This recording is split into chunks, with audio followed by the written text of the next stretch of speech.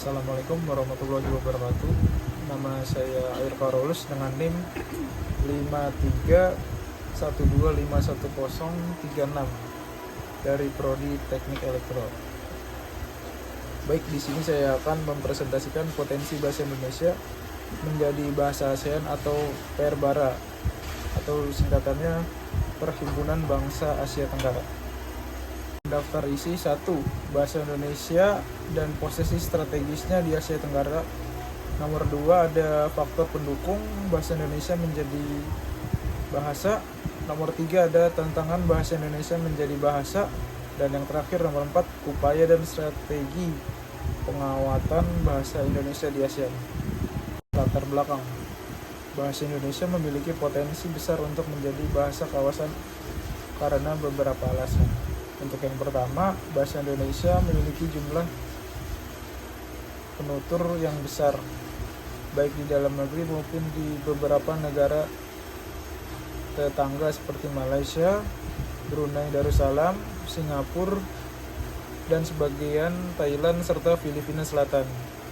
Kedua, bahasa Indonesia dianggap sebagai bahasa yang mudah dipelajari secara harfiah dan tata bahasa relatif sederhana dibandingkan dengan banyak bahasa lain di Asia Tenggara.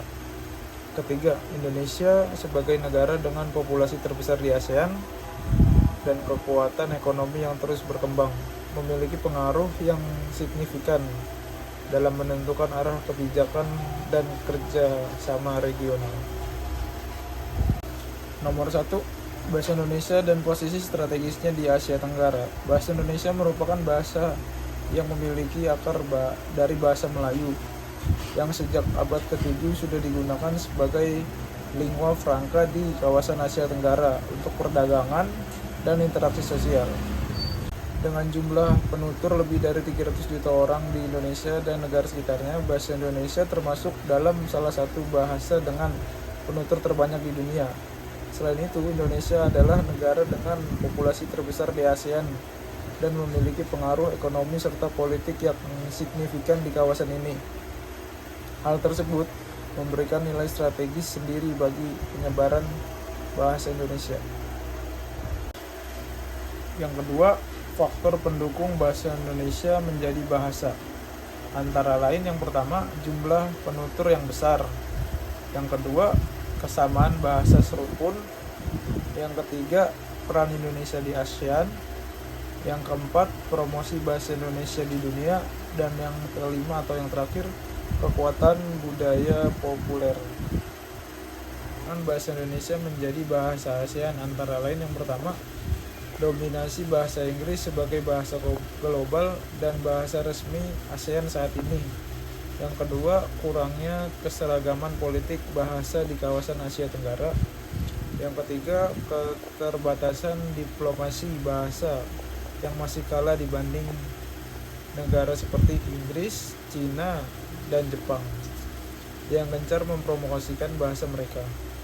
Yang keempat, kurangnya kesadaran masyarakat Indonesia sendiri untuk menggunakan bahasa Indonesia yang baik dan benar dalam konteks internasional. Yang keempat atau yang terakhir, upaya strategi penguatan bahasa Indonesia di ASEAN. Antara lain yang pertama, diplomasi bahasa atau language diplomasi. Pemerintah perlu memperluas kerja sama kebahasaan dengan negara ASEAN melalui lembaga-lembaga pendidikan dan kebudayaan. Yang kedua, peningkatan program BIPA, meningkatkan kualitas dan jumlah pengajar BIPA di luar negeri. Yang ketiga, digitalisasi bahasa Indonesia dengan memperluas penggunaan bahasa Indonesia dalam konten global, media sosial, dan platform internasional. Yang keempat, penguatan citra bahasa Indonesia melalui diplomasi budaya seperti film, musik, kuliner, dan pariwisata. Yang kelima, kebijakan pemerintah dan mendukung akademik perguruan tinggi di Indonesia dapat menjadi pusat studi kebahasaan ASEAN dengan bahasa Indonesia sebagai fokusnya. Jadi kesimpulannya, bahasa Indonesia memiliki potensi besar untuk menjadi bahasa ASEAN karena memiliki jumlah penutur yang besar, akar linguistik yang serumpun dengan bahasa di kawasan, serta pengaruh budaya dan ekonomi yang kuat.